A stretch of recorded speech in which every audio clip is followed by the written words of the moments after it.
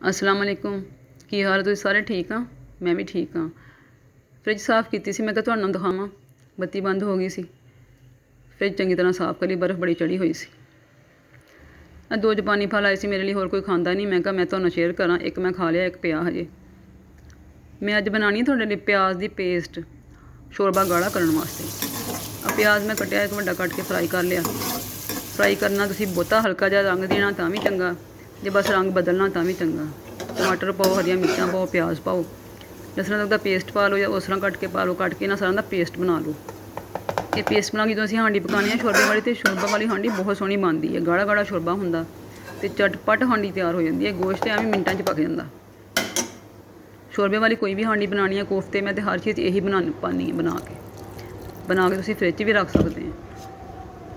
ये बना के ट्राई करो तो मैंने दसना, फीडबैक ज़रूर देना। मेरे चैनल को सबसक्राइब करना, लाइक करना। मैनू सपोर्ट की जरूरत है तुहाडी। उम्मीद है तुहानू पसंद आएगी मेरी रेसिपी। मैं होर भी रेसिपी शेयर करांगी। या पेस्ट वाली रेसिपी तो ज़रूर ट्राई करना, इहदे नाल जिंदगी आसान हो जाती है। ओके फिर, अल्लाह हाफिज़।